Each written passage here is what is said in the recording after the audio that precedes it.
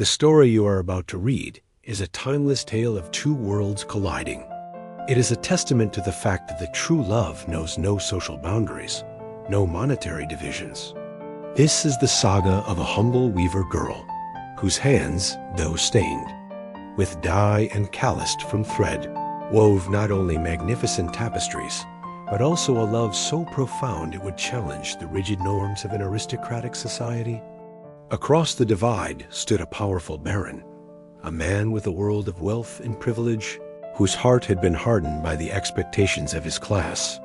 His life was a gilded cage, his future dictated by tradition and duty. Their unlikely connection, forged in a chance encounter, would ignite a spark that threatened to consume them both. This is a story of sacrifice, of daring to defy expectations, and of a love that proved to be the greatest treasure of all. Elara's world was a symphony of color and thread. From the moment she could hold a shuttle, she had been an apprentice. To her grandmother, a master weaver whose reputation, though confined to the narrow cobblestone streets of their village, was beyond reproach. Their small cottage was a kaleidoscope of vibrant wool and silk, and the rhythmic clack-clack-clack of the loom was the heartbeat of their existence. The air always smelled of lanolin, vegetable dyes, and the faint, sweet scent of drying wildflowers. That her grandmother used to scent the finished works. Elara, with her slender fingers and an artist's eye, possessed a talent that transcended mere craft. Her tapestries were living stories, each thread a word, each color an emotion.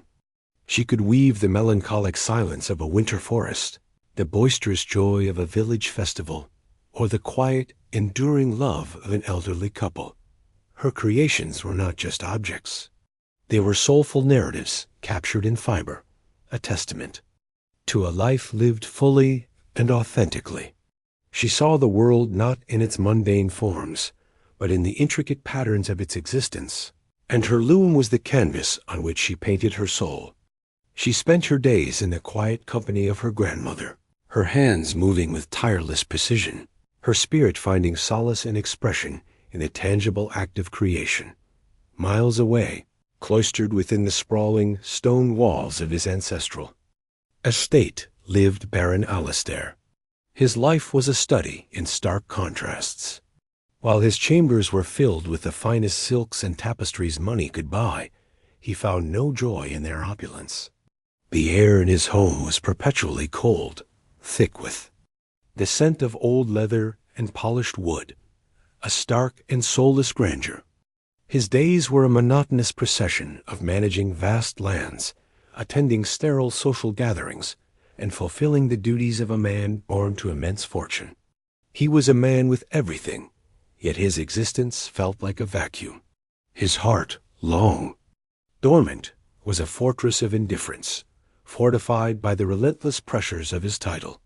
He was a man of power and privilege, yet he felt like a prisoner in his own life, bound by a gilded chain of inherited duty. Every decision, every interaction was a strategic move on a chessboard he never asked to play. The weight of his lineage was a heavy cloak, suffocating him with the expectations of his family and the unforgiving gaze of high society.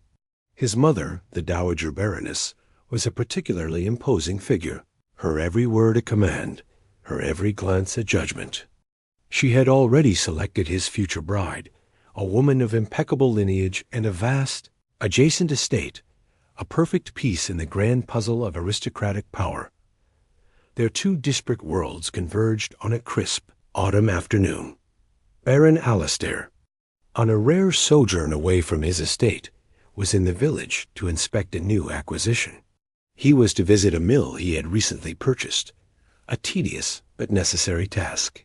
A sudden torrential downpour forced him to seek shelter, and a curious whim, a fleeting urge to escape the boredom of his predetermined path, led him to the humble cottage from which he heard the rhythmic sound of a loom.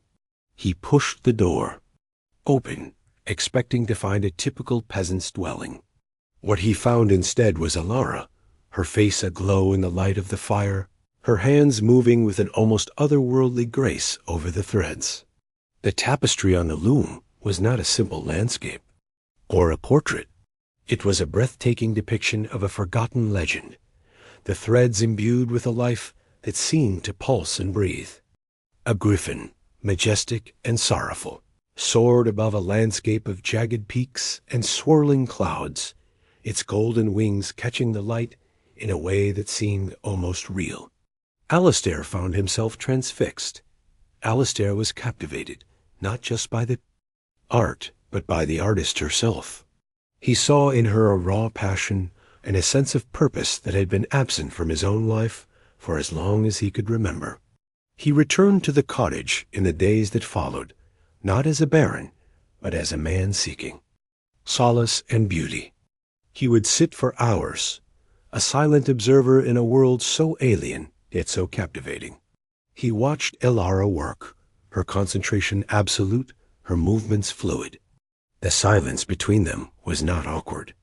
It was a language of its own, filled with a quiet understanding. She, in turn, found a surprising gentleness beneath his aristocratic facade. He listened to her speak of her craft, her dreams, and her simple life, and she, in turn, saw the loneliness etched in his eyes, the weight of a world he did not choose.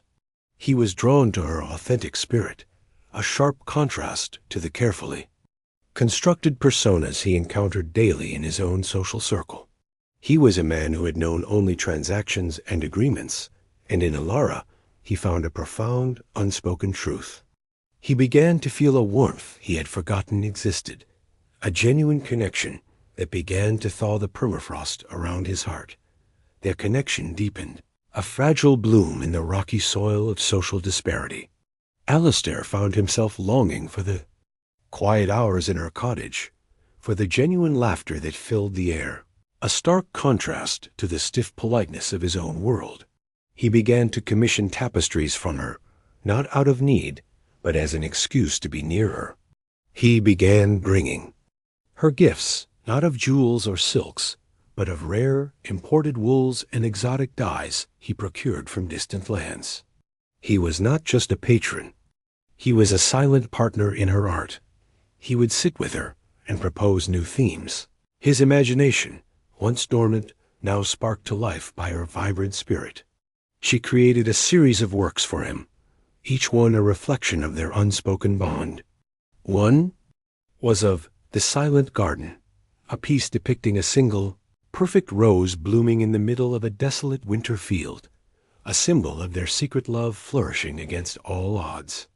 Another was The Winter Star, a lone, brilliant point of light in a vast, cold sky.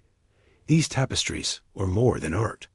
They were a coded language between them, a silent testament to a love that was growing stronger with each passing day.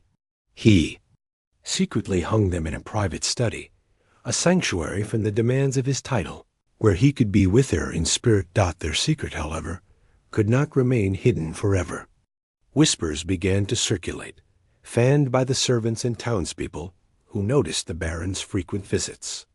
The rumors eventually reached the ears of Alistair's family and the upper echelons of society. His family, particularly his stern and traditional mother, was horrified. The thought of their heir, a man destined for a marriage of political and financial alliance, being entangled with a common weaver girl, was an unthinkable scandal. His mother summoned him, her face a mask of cold fury. She demanded he end the liaison immediately, reminding him of his duty to his name and his title. She had already arranged a series of social engagements with eligible young women from noble families, a desperate attempt to sever the bond that had formed between him and Elara. Her voice was like ice, threatening to cut him off entirely, to disinherit him and see his name stripped of its prestige. She painted a bleak picture of his future, a life of social ruin and poverty. Alistair was faced with a choice that tore him apart. He could follow the path laid out for him since birth, abandoning the one person who had made him feel truly alive. Or he could defy a world that had always held him captive, risking his reputation, his fortune, and his family's approval for a love that felt more valuable than all the gold in his coffers. He spent sleepless nights wrestling with his conscience, the weight of a lifetime of expectations on one side, the fragile, beautiful hope of a life with Elara on the other. He thought of her hands, stained with dye, her spirit, bright and unapologetic. He thought of his own home, grand and empty. He chose Elara. In a moment of defiant clarity, he publicly announced his intentions to marry the woman he loved, an act of rebellion that sent shockwaves through the rigid social order. He refused to abandon the light that had entered his life, the genuine connection that had melted the coldness around his heart. The fallout was swift and severe. Alistair was disowned by his mother, ostracized by his peers, and threatened with the loss of his estate. His family closed their doors to him. The friends he had known since childhood turned their backs, and his name became a whisper of scandal in every ballroom. Yet he stood firm, his resolve a testament to the depth of his feelings. Elara, seeing his suffering, was filled with a humble grace. She offered to release him from his promise, to go away on her own so he could reclaim his former life. But he refused. He sold a portion of his land, not to appease his family, but to secure a future with Elara, a future where they could build their own life, on their own terms, free from the constraints of his previous world. He sold his father's prized hunting grounds, his mother's sprawling rose gardens, and his own inherited lands.